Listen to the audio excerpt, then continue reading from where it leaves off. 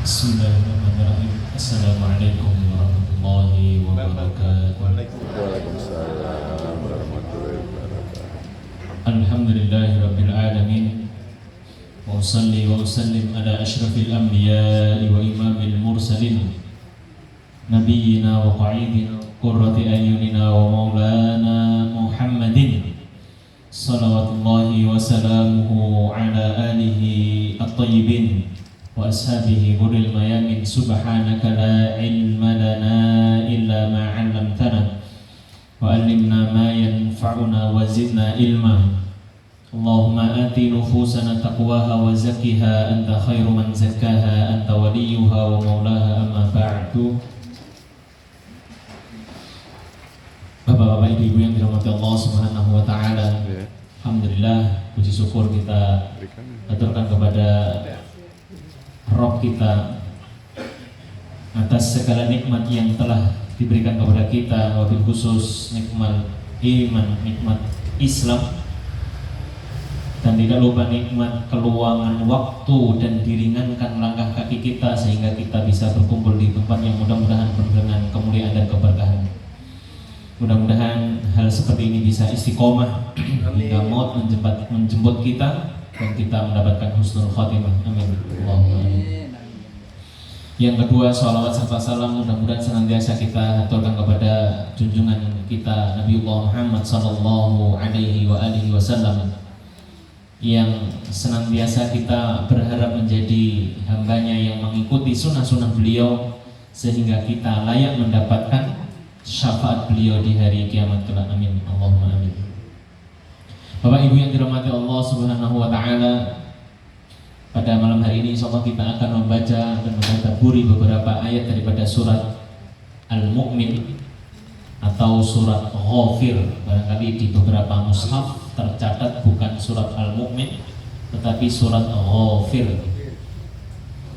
Memang para ulama menyebutkan bahwa surat ini dinamakan juga surat Ghafir, begitu pula surat ini dinamakan juga dengan surat Al-Mu'min. Bapak-bapak, ibu-ibu yang dirahmati Allah Subhanahu wa taala, sebelum kita masuk ke dalam pembahasan surat Ghafir atau surat Al-Mu'min, marilah kita senantiasa meluruskan niat kita, senantiasa kita mengoreksi. Jangan sampai niat kita tidak semata karena Allah, karena syarat diterimanya sebuah amalan. Para ulama sepakat ada dua syarat, Bapak Ibu. Yang pertama adalah ikhlas lillahi ta'ala, bahwa setiap amalan itu akan diterima oleh Allah Subhanahu wa taala manakala niatnya semata karena Allah, bukan tendensi-tendensi keduniaan lainnya. Jangan sampai Bapak Ibu, termasuk saya juga, hadir ke tempat ini karena malu sama temennya. Masa saya nggak ngaji? Sesekali ngajilah, berarti bukan karena Allah. Atau karena rutinitas biasa, pokoknya setiap malam Sabtu pokoknya saya berangkat. Harus selalu ada tajdidun niyah, pembaruan niat. Setiap ba'da isya kita perbarui niat bahwa kita akan mencari ilmu di pelataran rumah Bapak Syamsuddin. Ya. Yang kedua, saya akan menghadiri majelis ilmu. Di samping mencari ilmu adalah untuk mendapatkan istighfarnya seluruh makhluk yang ada di langit dan di bumi, termasuk ikan di lautan. Sebagaimana sabda Rasulullah SAW, inna talibal ilm yastaghfiru lahum kullu man fis samawati wal ard hatta al-hitani fil bahr.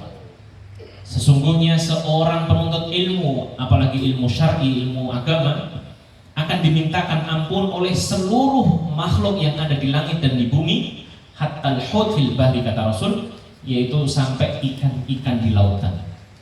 Bapak Ibu yang dirahmati Allah SWT, kalau kita berdoa itu ada dua potensi, diterima maupun ditolak. Tapi kalau yang minta istighfar, minta ampun untuk kita adalah makhluk-makhluk yang ada di langit, para malaikat, maka potensi diterimanya sangat besar karena mereka makhluk yang tidak pernah bermaksiat. Disebutkan dalam surat At-Tahrim, Allah berfirman, la ya'sunallaha ma amarahum wa yaf'aluna ma yu'marun. Malaikat itu sifatnya adalah tidak pernah bermaksiat kepada Allah. Berbeda dengan kita.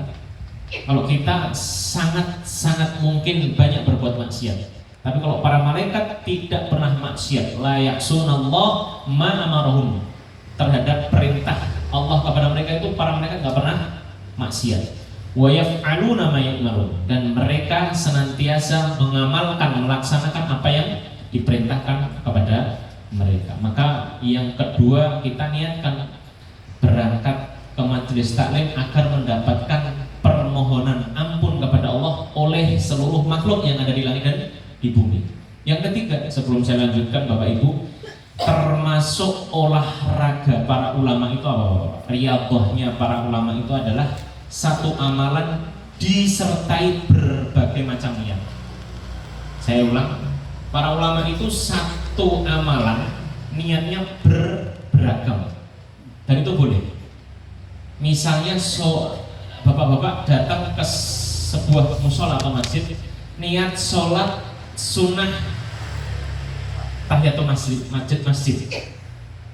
Satu amalan, sholatnya 2 rakaat, tapi niatnya bisa tahiyatul masjid, bisa sholat tahajud kalau malam hari, kalau pagi hari bisa sekalian sholat duha, bisa sholat taubat barangkali Bapak Ibu sedang merasa punya banyak dosa. Satu amalan tapi bisa diiringi dengan berbagai macam niat. Termasuk misalnya kemarin 10 Muharram, Bapak-bapak, Ibu-ibu mungkin puasa Asyura. Kebetulan misalnya itu hari bertepatan dengan Senin, maka diniatkan sekalian puasa Senin Kamis boleh. Puasanya sehari. Tanggal 10 Muharram diniati untuk puasa Asyura 10 Muharram, diniati Senin Kamis, kebetulan bertepatan dengan hari Senin.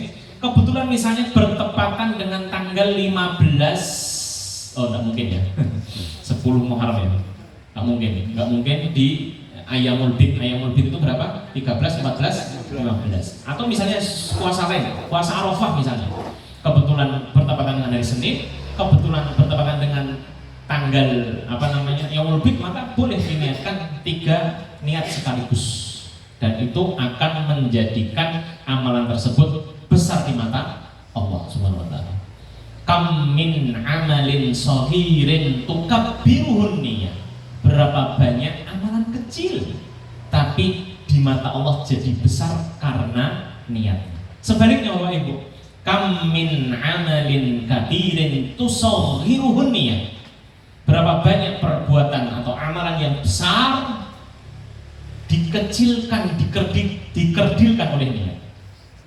Bapak Ibu, sedekah 100 juta, besar sekali.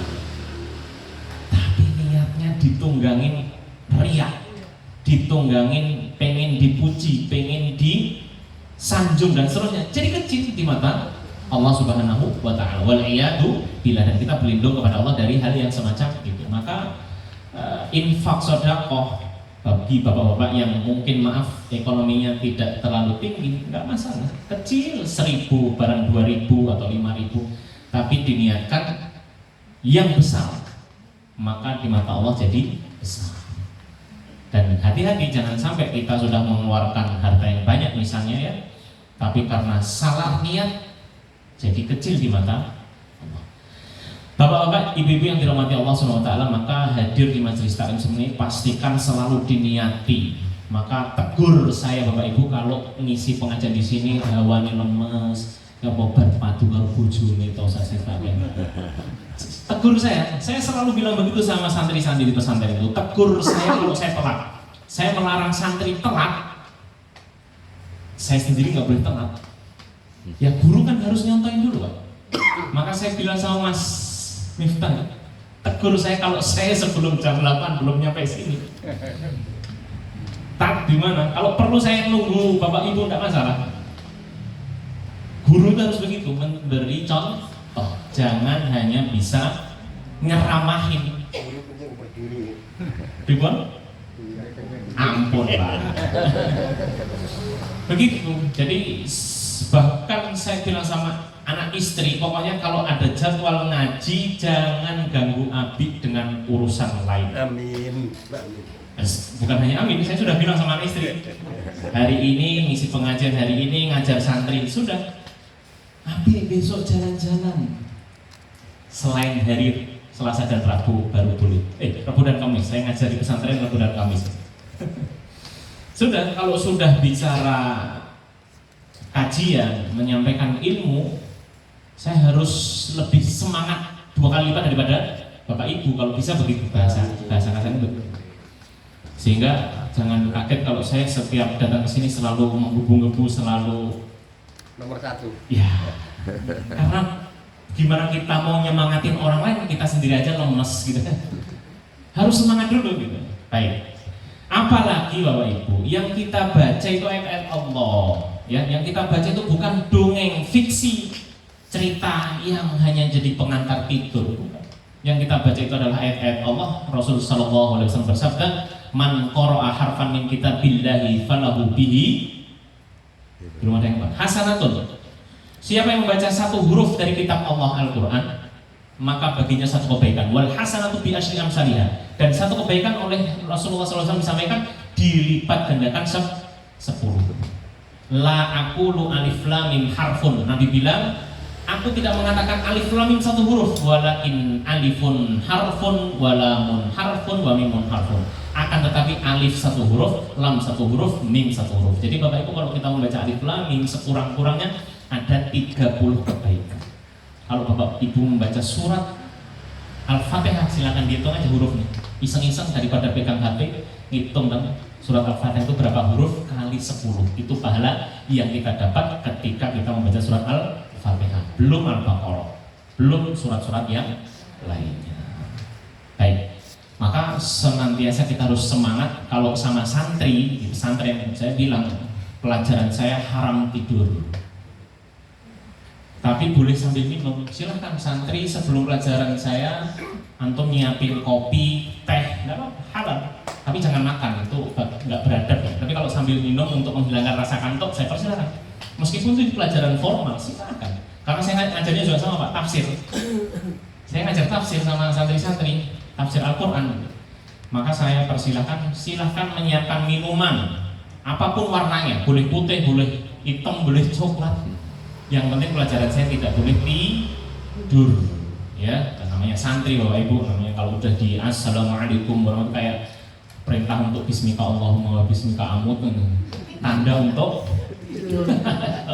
mudah-mudahan Bapak Ibu di sini nggak ada yang ngantuk ya. Baik. Surat Al-Mu'min atau surat Ghafir saya baca terlebih dahulu, Bapak Ibu menyimak ya.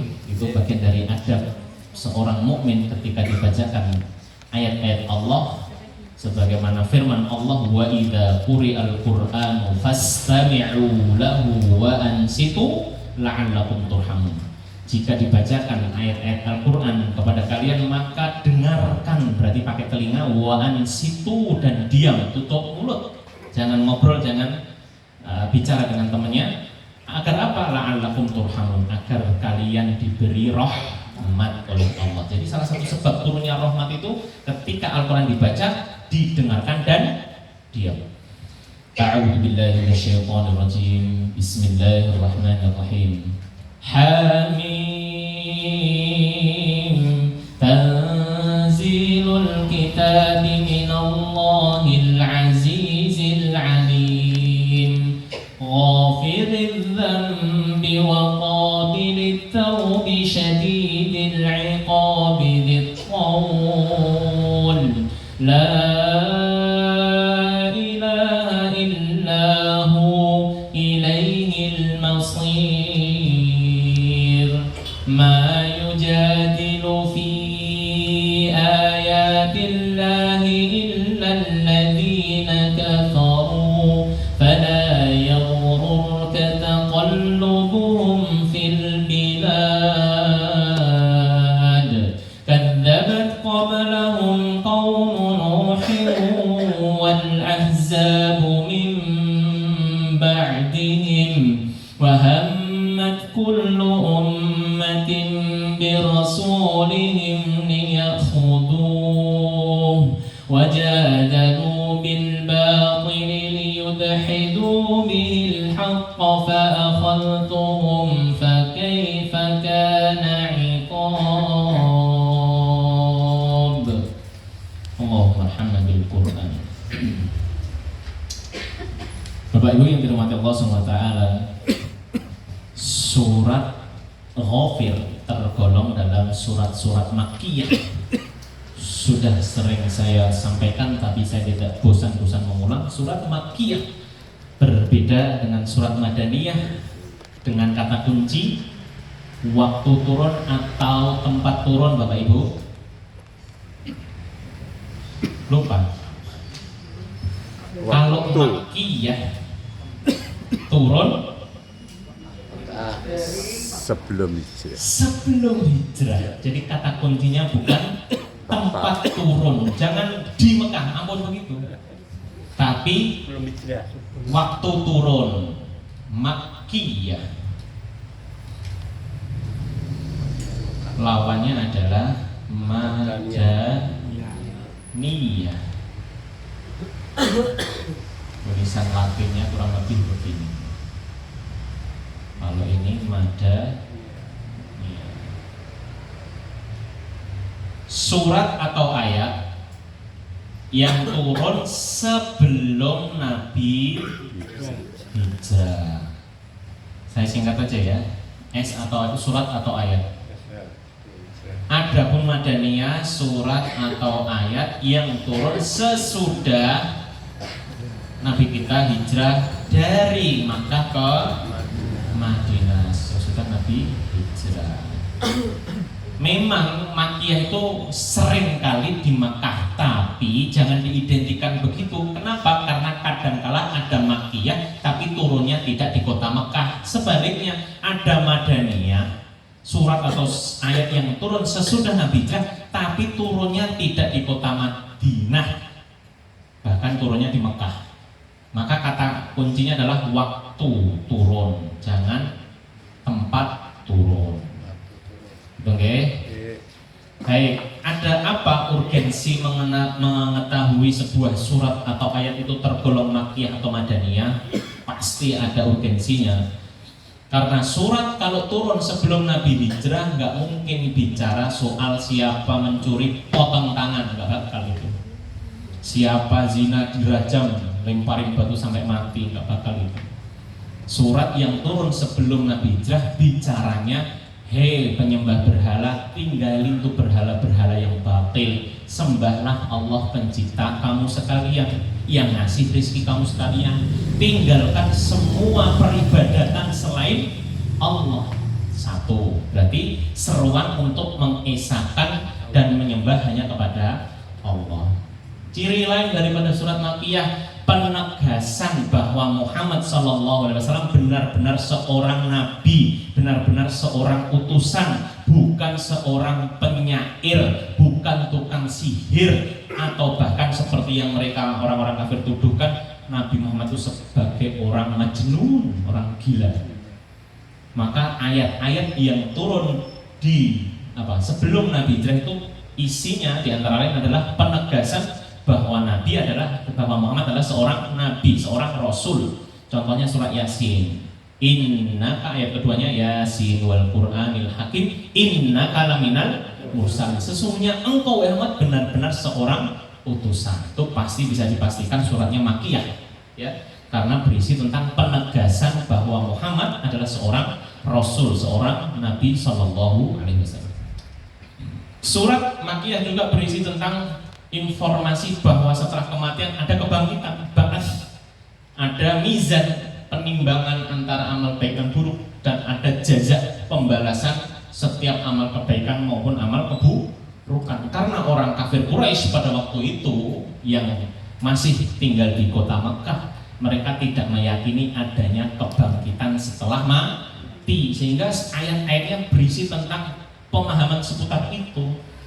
Jangan sampai kamu berbuat semena-mena, berbuat maksiat, membunuh anak perempuan. Perilaku orang Quraisy pada waktu itu kan membunuh setiap lahir anak perempuan. Kenapa? Karena orang kafir Quraisy itu aib kalau lahir anak perempuan, gak bisa diajak perang. Nauzubillah. Jadi lahir anak perempuan itu jadi aib Bapak Ibu, Masya Allah. Maka ayat-ayat yang turun adalah meluruskan paradigma salah mereka, meluruskan pemahaman yang sesat yang mereka yakini selama ini. Termasuk juga ayat atau surat Makkiyah adalah informasi bahwa adanya surga dan neraka. Karena mereka pada waktu itu fahamnya, pemahaman mereka selesai mati itu selesai urusan. Maka ketika hidup nikmatin buat maksiat, foya-foya, berbuat zalim, berbuat curang, mengambil hak orang lain. Dalam surat Al-Mutaffifin, orang yang suka mengurangi timbangan, kalau jual beli itu suka curang dalam hal timbangan dan seterusnya. Maka ayat-ayat yang turun di fase Makkiyah pasti isinya peringatan untuk meninggalkan perbuatan buruk, maksiat. Kenapa? Ada surga dan neraka. Setiap yang baik dibalas surga, yang buruk dibalas neraka. Adapun Madaniyah baru berisi tentang syariat-syariat, undang-undang,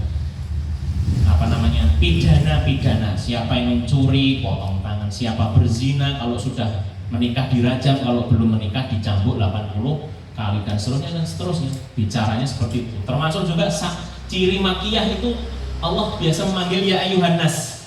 Jadi kalau ada ayat bunyinya ya ayyuhan nas, wahai manusia, itu bisa dipastikan Makkiyah. Tapi kalau Madaniyah Allah menggunakan ya ayyuhalladzina amanu, wahai orang beriman. Kenapa? Karena yang diajak bicara atau mukhatabnya, lawan bicaranya adalah orang-orang mukmin, orang-orang beriman yang ada di kota Madinah yang notabene-nya sudah masuk Islam. Nah, surat Ghafir ini termasuk dalam kategori Makkiyah, maka nanti Bapak Ibu frame-nya, sudut pandangnya memposisikan seolah-olah di posisi orang kafir Quraisy. Artinya bukan seperti kekafiran mereka, bukan, tapi memahami bahwa Allah sedang mengajak bicara orang kafir Quraisy, gitu Pak maksudnya ya. Baik, kita lihat dulu. Sebelum masuk ke ayatnya, Bismillahirrahmanirrahim. Saya hapus nih. Ini tidak kalah penting Bapak Ibu. Pembahasan Bismillah, meskipun di setiap ayat mungkin pernah dibahas oleh ustadz-ustadz lain, tapi nggak ada salahnya kita ulang-ulang, karena ada kaidah orang Arab bilang kullu ma takarrara takarrara, kullu ma takarrara takarrara. Bagus ya ungkapan orang Arab ini. Setiap yang diulang-ulang, setiap yang diulang-ulang akan menancap kuat. Oke. Makanya nggak ada salahnya kita bahas Bismillahirrahmanirrahim, meskipun ini di setiap surat ada, kecuali surat apa Bapak Ibu? At-Taubah, surat Baroah.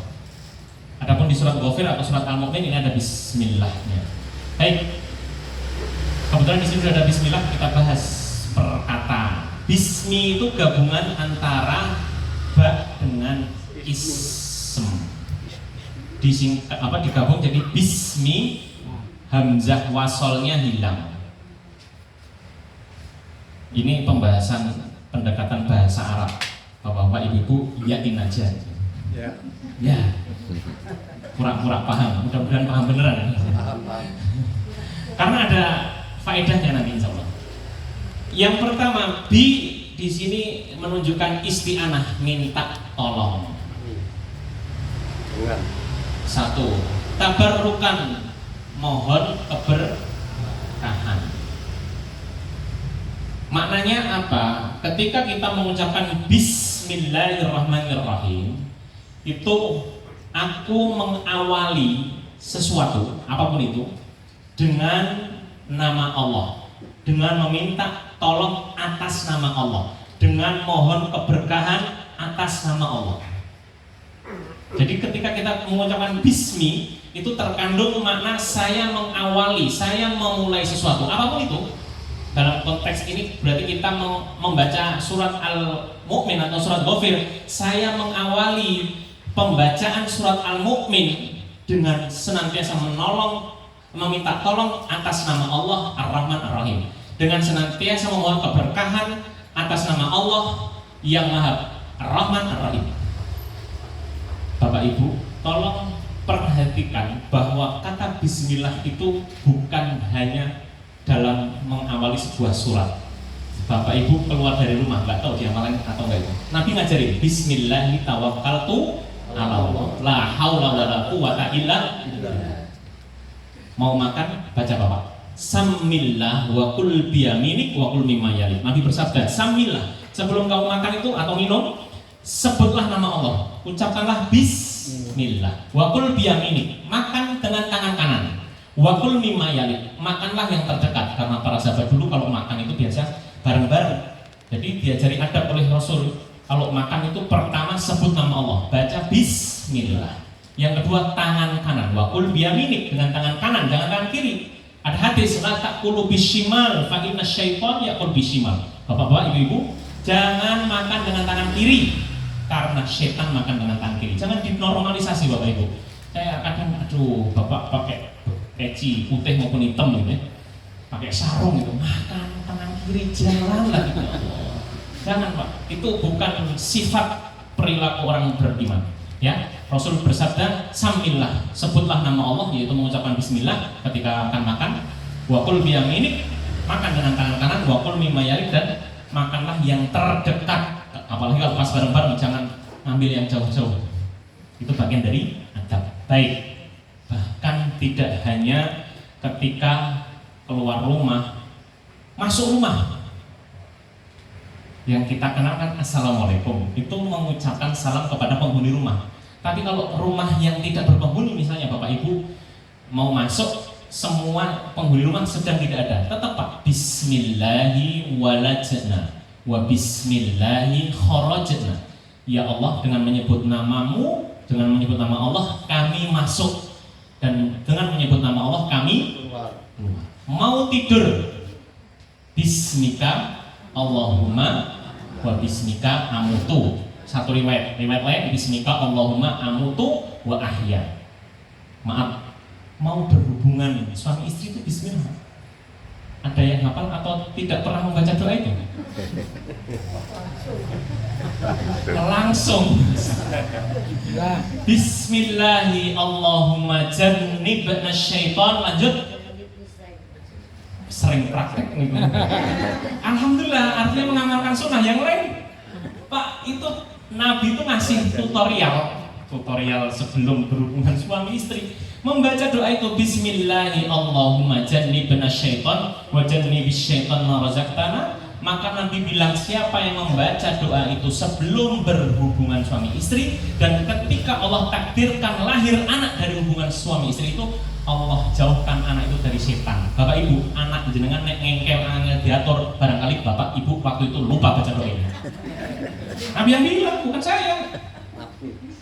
Nabi yang bilang, maka pastikan bahkan sampai urusan maaf bawa perut, jangan lupa baca bismillah. Aja ambil pengen langsung tubruk brak-brak. Masya Allah.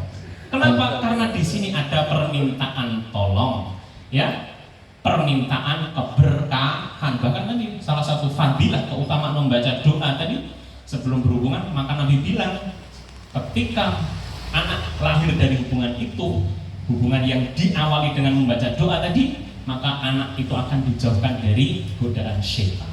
Maka bisa jadi sebuah renungan, kalau anak Bapak Ibu selama ini angel diatur, ngengkel segala macam, jangan salahin anak mulu. Diingat-ingat pada waktu itu saya sudah kenal doa itu belum ya? Barangkali belum kenal. Istighfarin yang banyak Bapak Ibu. Baik. Apa Ustaz, sedikit pertanyaan mengenai hal itu. Jadi ingat Ustaz, ketika berhubungan suami istri itu kan ada sunahnya juga kita berwudu, ya Ustaz. Nah, yang jadi pertanyaan kan mayoritas mazhab Syafi'i di Indonesia itu kan katanya setelah berwudu suami istri bila mana berpegangan itu katanya batal, gitu Ustaz. Karena istri itu bukan mahram secara lahiriah atau gimana Ustaz. Jadi mohon penjelasan terkait masalah batal dan tidaknya suami istri ketika menyentuh setelah wudu. Nah, berarti kalau suami istri setelah wudu bersentuhan dikatakan batal, berarti ketika berhubungan suami istri wudunya juga Baik, cukup. Iya, cukup Ustaz. Kita jawab Pak Ibu, meskipun pembahasan kita tafsir tapi tidak apa-apa. Orang kalau penasaran tuh kalau ditunda, aduh jadi udun nanti. Harus kita jawab. Pertama,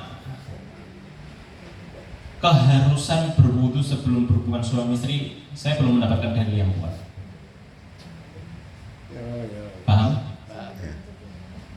Artinya para ulama tidak sepakat bahwa setiap orang yang mau berhubungan suami istri harus wudu. Tidak ada dalil yang kuat terhadap hal itu kan. Kalau bicaranya, loh kan ini ibadah saya awali dengan wudu. Bahasanya kalau adab fadl, tapi jangan diharuskan. Kalau itu diharuskan, berarti yang meninggalkan perbuatan itu jadi dosa. Bahkan doa ini tadi, kalaupun lupa membaca, tidak sampai jatuh kepada perbuatan dosa, karena bukan kewajiban, jatuhnya sunnah. Meskipun sunnah tapi ada keutamaan, makanya tadi artinya kita itu lihat dulu, kalau memang Allah dan Rasulnya tidak mewajibkan, jangan sampai kita mewajibkan sebuah amalan.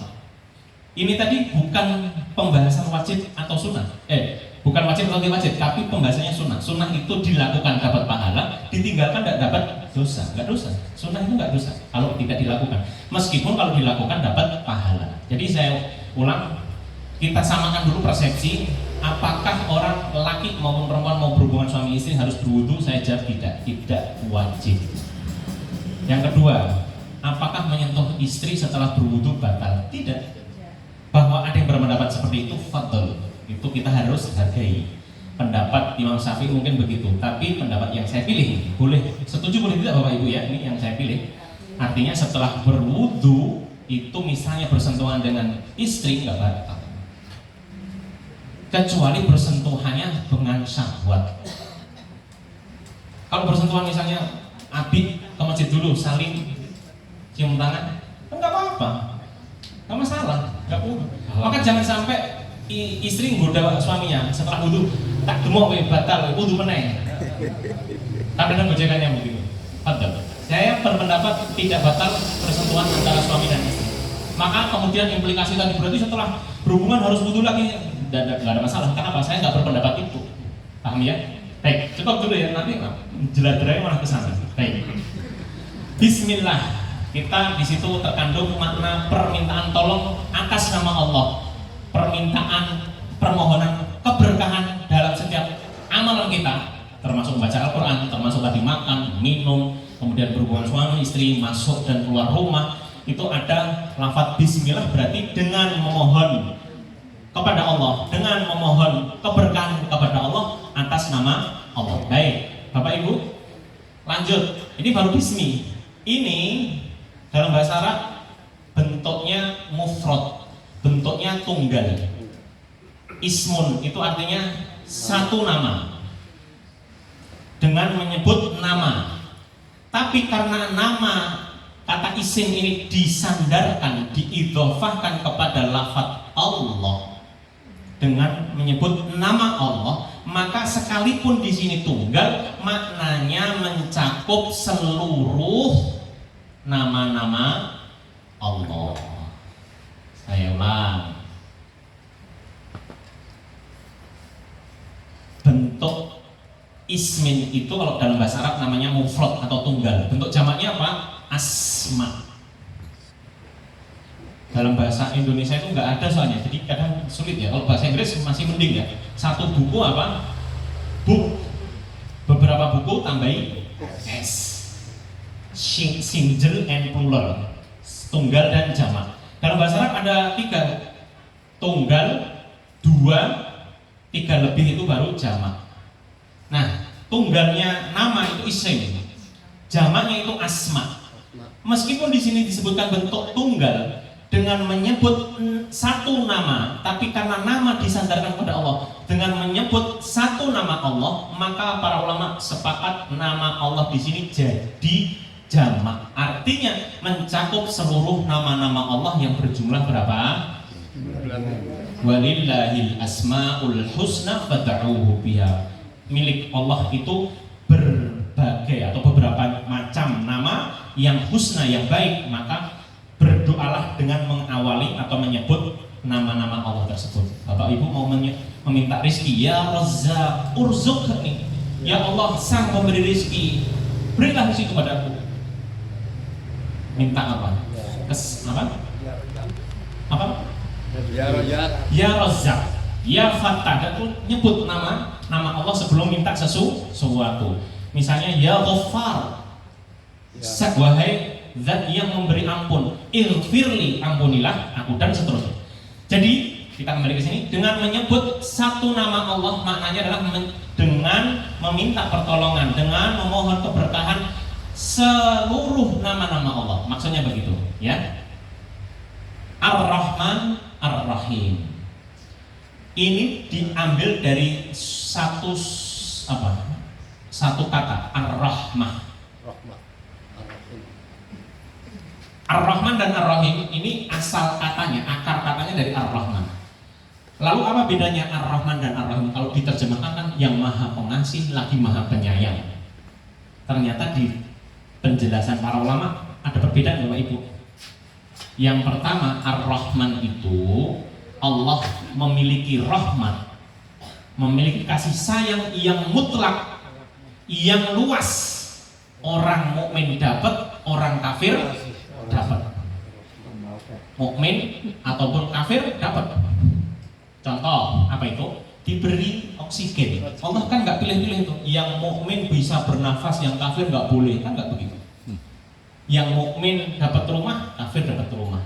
Yang mukmin bisa makan, yang kafir dapat makan. Maka semua itu rahmannya Allah. Allah memiliki kasih sayang yang mutlak, tidak membeda-bedakan, dan itu hanya ketika di dunia.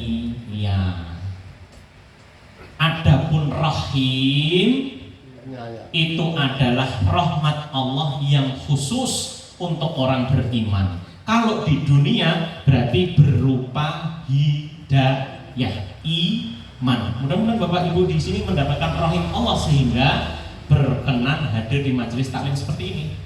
Di mana kebanyakan orang nggak berkenan, males, nggak mau, ngapain, mending lihat sepak bola. Ini ada Indonesia lawan Filipina, kan? Kalau ibu mungkin sinetron gitu dan seterusnya. Berarti orang yang dapat rahimnya Allah itu kalau di dunia berupa hidayah atau berupa keimanan. Adapun ketika di surga, di akhirat, rahimnya Allah, rahmatnya Allah itu khusus orang mukmin dengan diberi surga. Orang kafir dapat? Enggak. Yang dapat hanya orang beriman. Ya, kalau di dunia berupa hidayah atau keimanan, kalau di akhirat berupa surga, dan itu maha rahimnya Allah. Dan ketahui Bapak Ibu, di dalam sebuah hadis disebutkan innalillahi mi'atu rahmatin. Allah itu punya 100 rahmat. Yang satu rahmat itu Allah berikan kepada seluruh penghuni langit dan bumi sejak awal penciptaan semua makhluk sampai besok hari kiamat, sehingga orang bisa makan, orang bisa minum, orang bisa berpakaian, orang bisa bertempat tinggal. Itu hanya satu rahmat Bapak Ibu. Satu rahmat itu cukup untuk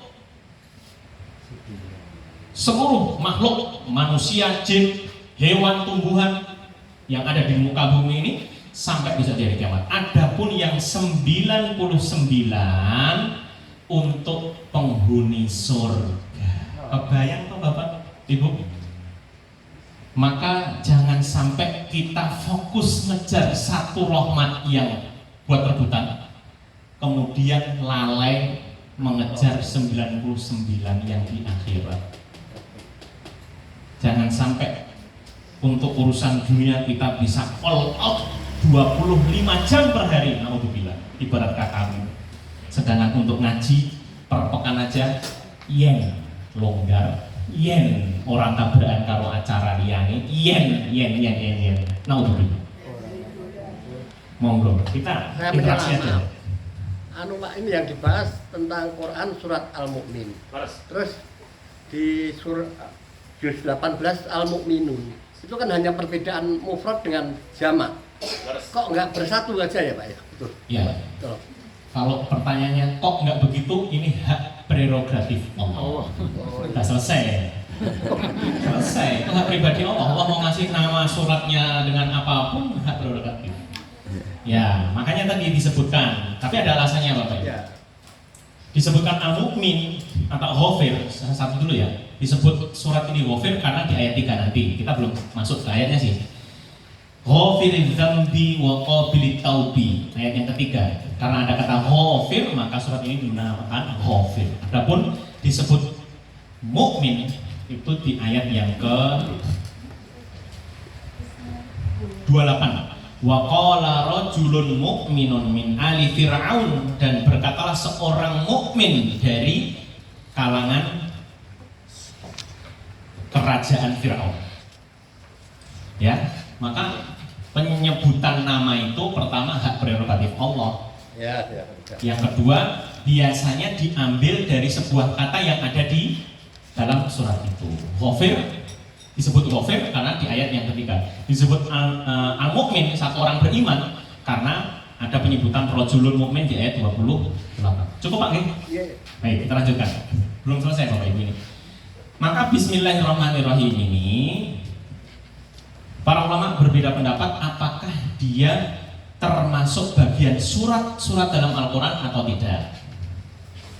Pertama, ini pendapat para ulama, dan yang terkuat, dia berdiri sendiri, bukan bagian dari surat itu. Yang kedua, kecuali surat Al-Fatihah. Maka Bapak Ibu nanti perhatiin, dia ada nomor satunya. Adapun di selain surat Al-Fatihah, dia nggak ada penomoran ayat karena dia bukan bagian dari surat-surat dalam Al-Quran kecuali Al-Fatihah. Lalu pilih yang mana? Nggak ada masalah. Pendapat para ulama itu bukan untuk dibentur-benturkan, buat tambahan wawasan saja. Pasti mereka punya alasan kenapa disebutkan bagian dari Al-Fatihah sedangkan di surat lain tidak. Karena memang Al-Fatihah bismillahnya itu kemudian nanti jadi perbedaan pendapat ketika membaca dalam sholat.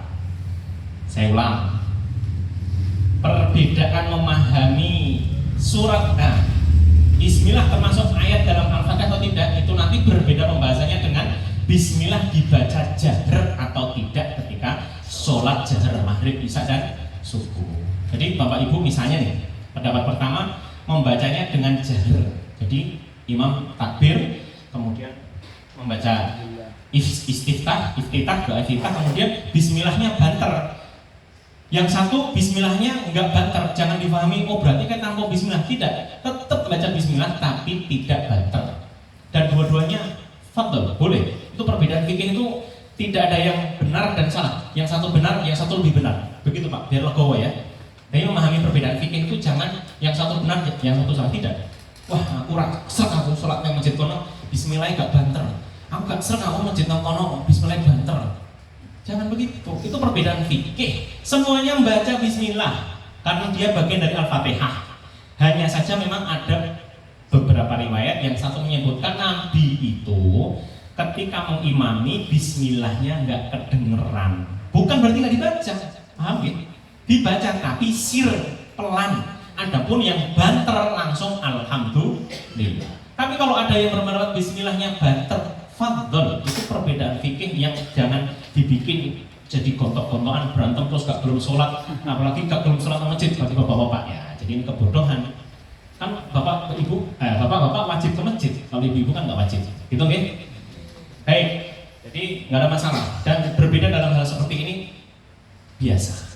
Ya, ini bukan perbedaan yang fundamental, bukan perbedaan yang usul, tapi perbedaan yang furuk, bukan perbedaan yang berbeda dalam hal ini jadi kafir, itu tidak.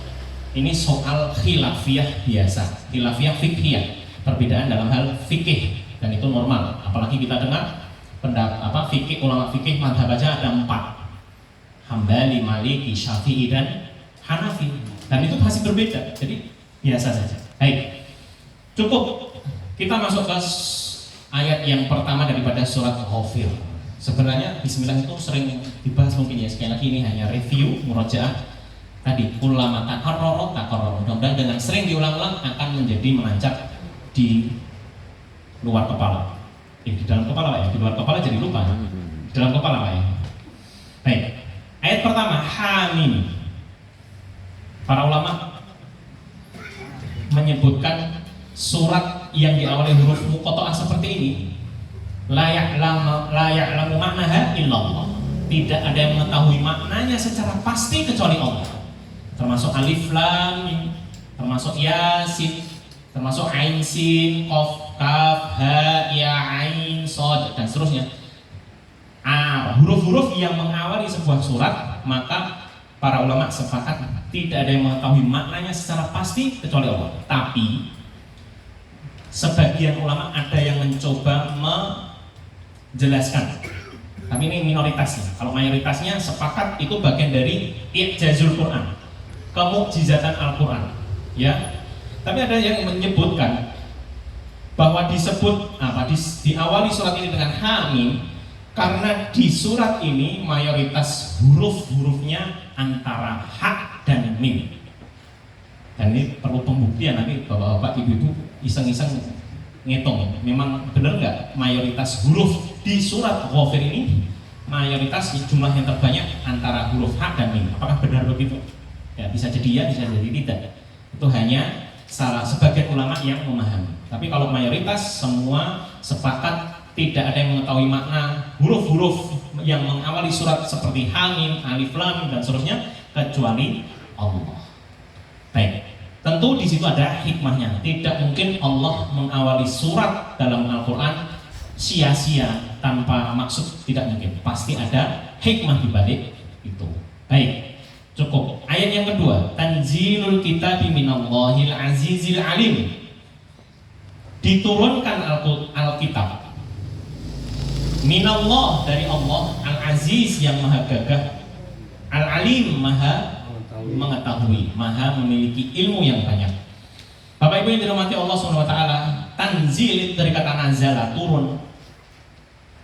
Maka pemahaman kita, turun itu sesuatu dari atas ke bawah.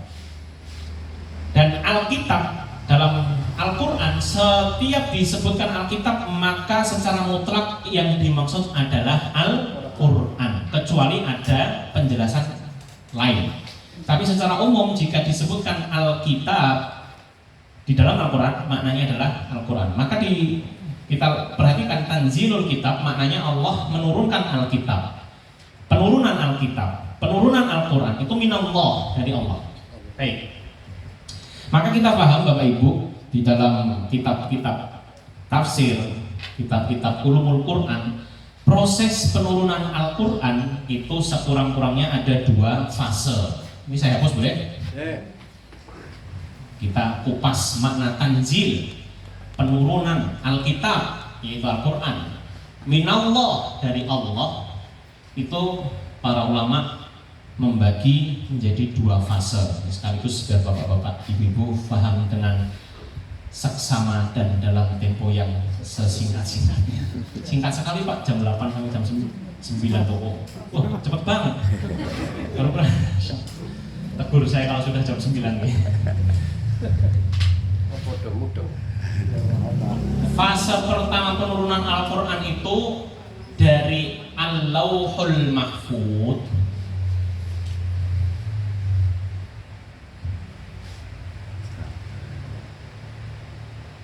Lauhul Mahfud. Ini di mana Bapak Ibu? Langit ke Baitul Izzah.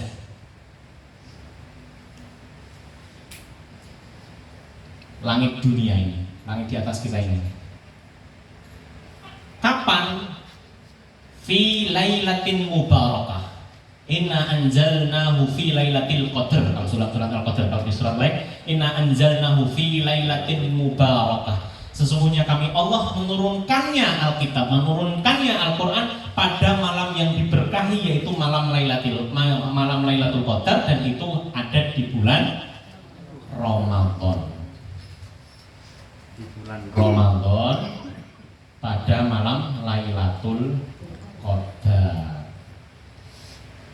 ini turunnya daf'atan wahidah, satu kali turunan sekaligus. Yang kedua, ini fase pertama. Fase yang kedua adalah dari Baitul Izzah, langit dunia,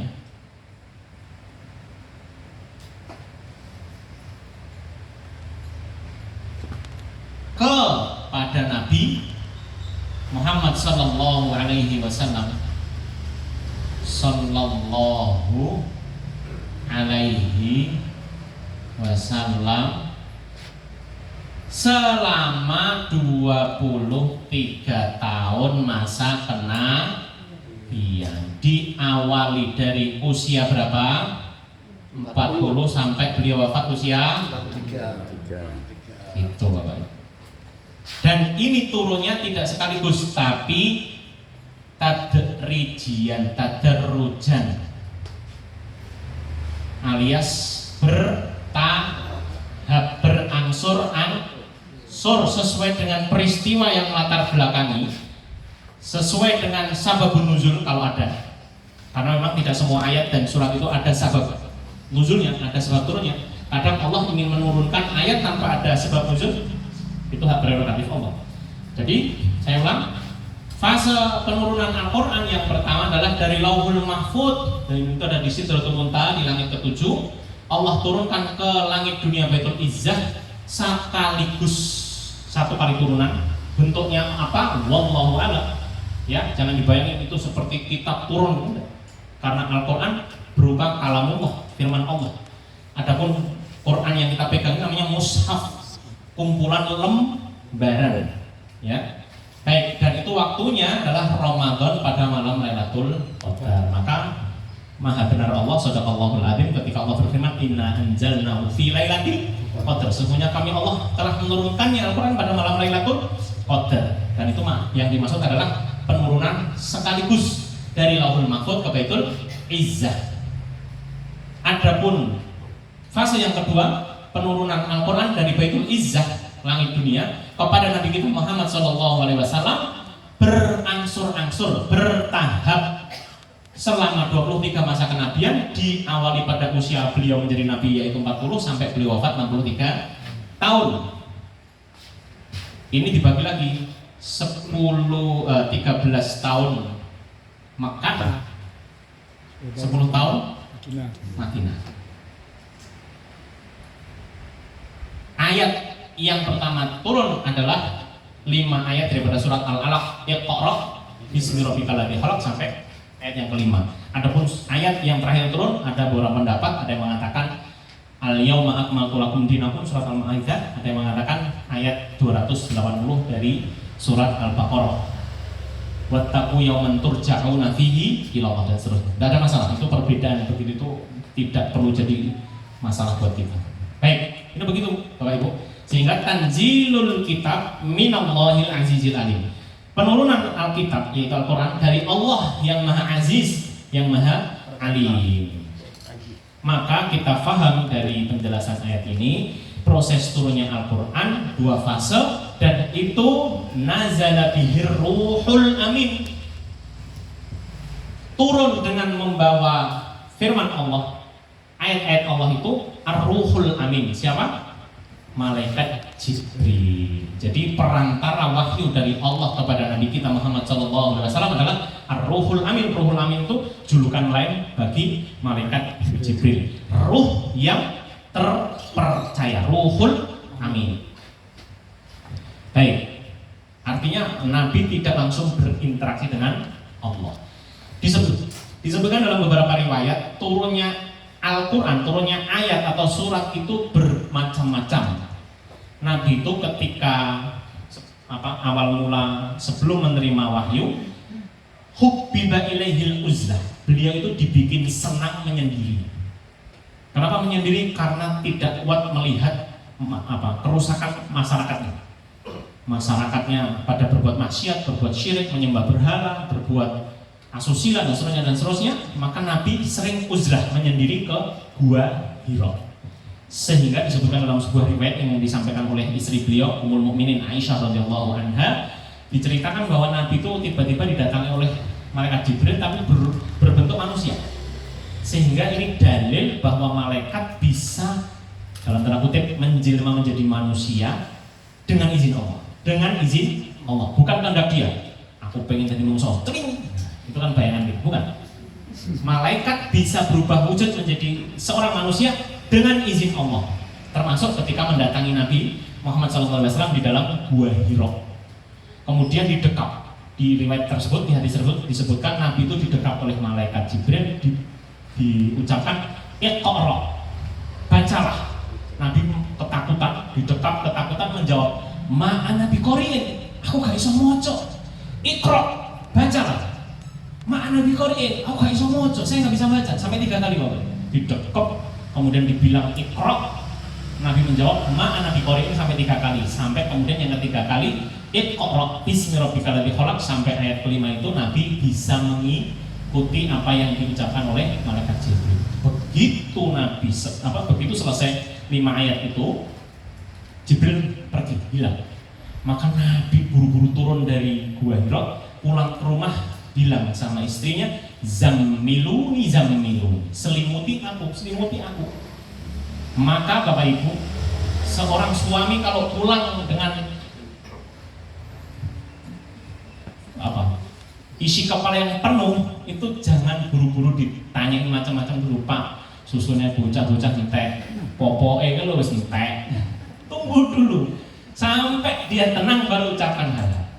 Termasuk Nabi ini nggak langsung ditanya itu sama istrinya. Pada waktu itu istrinya masih satu, Khadijah. Nggak ditanya ada apa tuh Bi, atau ada apa atau ya. Pokoknya Nabi pulang ketakutan, minta ditenangkan dengan diselimuti. Begitu saat diselimuti, maka setelah tenang baru bercerita, aku tadi didatangi seorang begini dan begitu.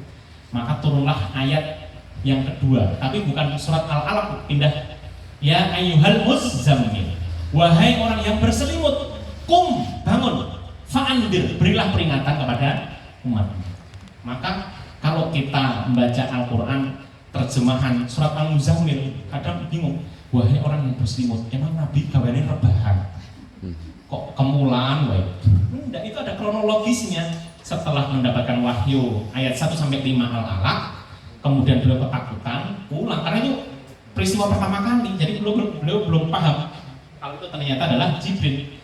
Kemudian pulang ketakutan, minta diselimutin. Setelah tenang, turunlah wahyu yang kedua, yaitu surat Al-Muzammil ayat 1-7 kalau nggak salah. Ya, jadi ayat dalam Al-Quran itu nggak semuanya turun satu surat penuh, kadang beberapa ayat gitu. Makanya nyambung, wahai orang yang berselimut, karena memang pada waktu itu Nabi dalam kondisi berselimut, disuruh untuk bangkit. Fa'andir wa rabbaka fakabbir, maka maha agungkanlah Rabbmu. Maka setelah itu Nabi baru paham ini adalah wahyu dari Allah. Dan seterusnya. Kadang juga ada peristiwa, ini kan cerita tentang proses turunnya wahyu. Kalau yang pertama kan Nabi didekap di Gua Hira. Yang kedua Nabi di rumahnya dalam kondisi berselimut. Kadang Nabi itu ketika turun wahyu itu dalam kondisi di atas kuda, tiba-tiba mata terpejam dan keluar keringat. Para sahabat bilang, ini Nabi kenapa ya? Setelah beberapa saat Nabi bilang, Jibril datang kepadaku untuk menyampaikan wahyu ini dan seterusnya. Jadi beda-beda loh ini. Kadang juga berupa mimpi. Maka mimpinya Nabi adalah wahyu. Saya ulang, mimpinya Nabi wahyu. Mimpinya kita bunga tidur. Akan mikir apa ketika siang kebawa tidur. Jangan diraba-raba. Aku bermimpi begini, mungkin maknanya begini. Nah, biasa aja itu karena kamu tidurnya angler terus, atau mungkin sebelum tidur kamu mikirin sesuatu jadi kebawa tidur. Tapi kalau mimpinya Nabi wahyu, mimpinya kita bunga tidur. Itu Bapak Ibu, tanzilul kitab minallahil azizil hakim. Masya Allah. Sudah gitu? Nanti kalau saya lanjutin. Baik, Bapak Ibu yang dirahmati Allah Subhanahu wa taala, itu penjelasan surat Ghafir ayat 1 dan 2. Al-Aziz, Allah itu maha memiliki izzah, maha memiliki kekuasaan, kemuliaan, sehingga para ulama menjelaskan Al-Aziz itu maknanya Allah bisa memaksa seluruh hamba untuk berbuat demikian. Allah itu maha memaksa. Qahara ibadahu. Al-Aziz itu maknanya Allah dengan izahnya bisa memaksa hambanya. Karena Allah pencipta kita bisa memaksa manusia masuk Islam, bisa memaksa untuk begini dan begitu, ya. Al-Alim, Allah itu maha memiliki ilmu yang banyak, yang luas, sehingga Allah itu memiliki ilmu tentang diri kita melebihi diri kita terhadap diri kita. Wallahu ta'ala alam. Saya kira itu yang saya sampaikan. Mudah-mudahan bermanfaat untuk saya pribadi, begitu juga Bapak Ibu yang dirahmati Allah SWT. Kurang lebihnya mohon maaf. Saya kembalikan kepada Mas Miftah. Barakallahu fiikum.